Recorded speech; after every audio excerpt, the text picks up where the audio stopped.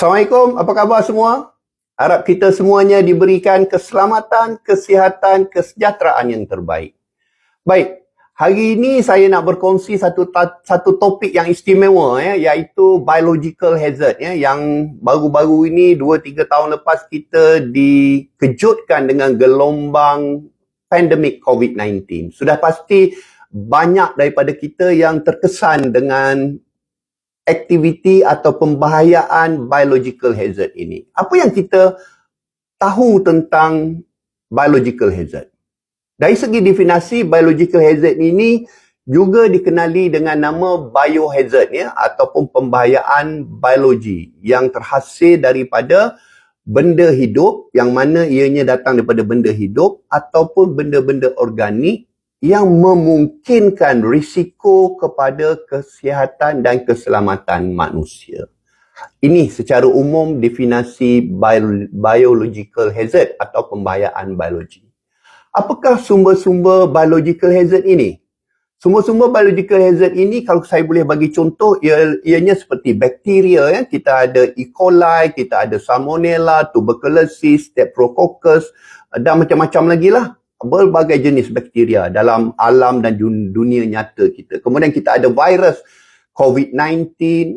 COVID-19 ni sendiri ada pelbagai varian yang dimutasikan daripada aktiviti-aktiviti ataupun daripada proses evolusi setiap bakteria dan virus ini. Kita ada juga dengue, influenza, H1N1, Ebola, HIV dan sebagainya. Kita ada juga kutu, kulat, fungi dan semua jenis patogen yang mungkin boleh mendatangkan mudarat kepada kesihatan, terutamanya kesihatan kanak-kanak, dan juga golongan-golongan orang yang berisiko seperti golongan-golongan orang yang mempunyai imuniti badan yang rendah. Selain daripada itu, biological hazard ini juga turut mengkategorikan tumbuhan-tumbuhan beracun. Kita ada tumbuhan-tumbuhan landscape yang kita tanam di sekitar rumah kita yang mungkin terdiri daripada spesies-spesies yang beracun. Ini juga dikategorikan sebagai biological hazard. Kita ada juga haiwan-haiwan seperti reptilia yang juga mengeluarkan venom ataupun bisa seperti ular, serangga dan sebagainya yang juga boleh mendatangkan mudarat kepada keselamatan dan kesihatan kita. Selain daripada itu, kita ada isu-isu keracunan makanan akibat penyediaan yang tidak higien dan sebagainya. Ini semua mencakupi isu ataupun permasalahan risiko keselamatan dan kesihatan yang berkaitan dengan biological hazard. Jadi persoalannya, bagaimana kita ingin mengawal biological hazard ini?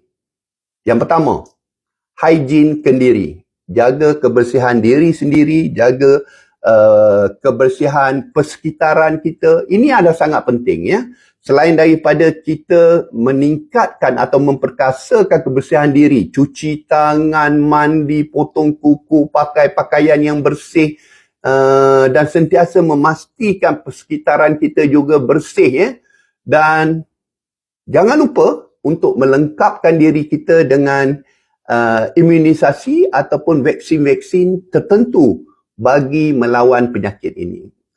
Dan macam saya katakan tadi, biological hazard ini terdiri daripada mikroorganisma ataupun benda hidup, benda organik yang sentiasa berevolusi dan bermutasi bagi menyesuaikan diri mereka dengan persekitaran semasa.